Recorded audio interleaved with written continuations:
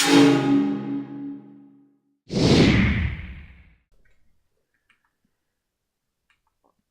we're going to talk about chemistry. Chemistry is the study of matter. Matter is anything that has mass and occupies space. Chemists can study the composition of this matter, for example, what atoms make it up and in what proportions. They can study the properties of this matter, and they can study the changes that this matter undergoes. Living and non-living things are made of matter, so chemistry has a definite effect on everyday life. There's pretty much nothing in the world that's not chemistry. Here's an example of a chemical reaction. So this is burning, let's call it alcohol. So in order for alcohol to burn, we need a couple of things. We need oxygen, and we need heat to start the reaction. We get three things out of the reaction. We get energy in the form of this flame and this heat, but we also make some products, carbon dioxide and water. So this is what that chemical reaction would look like written out as an equation. So on the left, we have the alcohol, C2H5OH, plus oxygen. A little 3 in front of it just means we need 3 moles of it for every mole of alcohol. We'll talk about that later. Those are what we call the reactants. Those are what's going into the chemical reaction. Then we have written over the arrow the word heat. That just means that heat's required. It's not really part of the reaction because it's not a chemical being used, but it's used to start the reaction, so we'd write that over the top of the arrow. And then we write our products on the right-hand side of the arrow, the 3 things that the reaction made, which was the carbon dioxide, the water, and the energy. Every chemical reaction has this representation. The reactants are on the left, and then we have an arrow, which represents that those reactants are turning into the products on the right-hand side of the arrow. There are 5 major areas you can study in chemistry. Nobody is just a chemist. They specialize in one of these 5 major fields. The first one's analytical chemistry.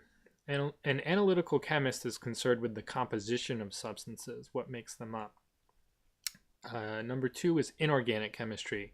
They primarily deal with substances without carbon, which is a lot of things. Of course, we have the chemists who study things that contain carbon. Those are called organic chemists. The chemistry of carbon is so complex it gets its own field, and we'll be studying that a little bit later in the year. Number 4 is biochemistry. They're concerned with the chemistry of living things. You learn more about that in biology and AP biology than you do in this course. And number 5 is physical chemistry. They describe the behavior of chemicals in chemical reactions. It can get pretty complex. It's usually what a chemist would take in college. That's usually, they save that for their senior year. So this is Usain Bolt. He's the fastest human on the planet. And the chemist would look at a scenario like a running athlete and be able to study different things. For example, an analytical chemist might develop the tests that are used to detect performing enhancing drugs that are found in the blood. An inorganic chemist might explain how the lack of calcium can affect the bone and repair growth. An organic chemist might develop the chemicals to control symptoms of asthma, like this inhaler here.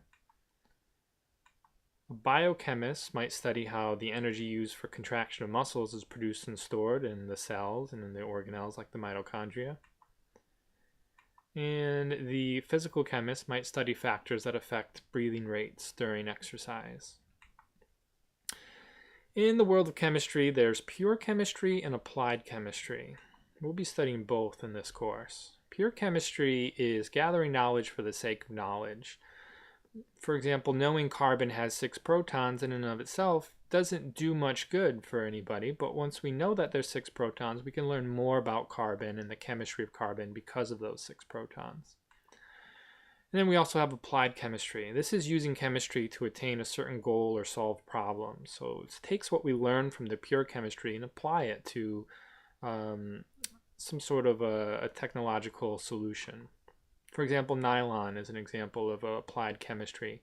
Nylon is a synthetic fiber that's made from a chemical reaction called polymerization. Also aspirin. We take aspirin when we have a headache or inflammation, And it originally comes from the bark of willow trees. And if we needed to cut down a willow tree every time we needed to make aspirin, there'd be no more willow trees left. So through the study of the compounds that are in aspirin, the C9H8O4, we learn its chemical makeup and we can synthesize it artificially in the lab. That's using pure chemistry to apply it to some sort of goal, like solving our medical problems. There are several big ideas in chemistry, and this is pretty much what we're going to study throughout the year. Number one is that chemistry is a central science. Chemistry has its applications in biology and physics. All the other sciences have chemistry as kind of a foundation. Number two is electrons and the structures of atoms. We're going to learn all about electrons and how they cause the chemical reactions in the specific atoms that we study. And we'll also study about the structure of atoms and how the understanding of the structure of atoms has changed over time. We're going to look at bonding and interactions. So these atoms don't just exist by themselves, they bond with other atoms and make molecules that interact in unique and special ways. Speaking of reactions, we'll study chemical reactions and all the different types of reactions and how we can classify them and be able to predict the products of these chemical reactions. We're going to learn the kinetic theory, which explains the behavior of these atoms and molecules in chemical reactions.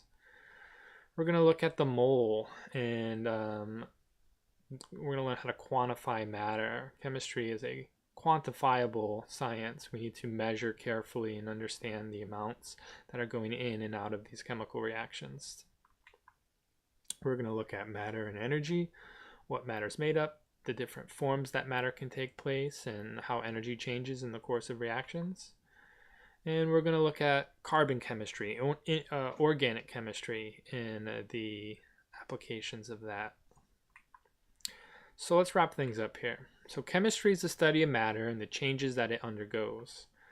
Endeavors in pure chemistry have led to many practical applications of chemistry, like medicines or material sciences. And you should know the 5 major areas of chemistry that might show up on a quiz later on.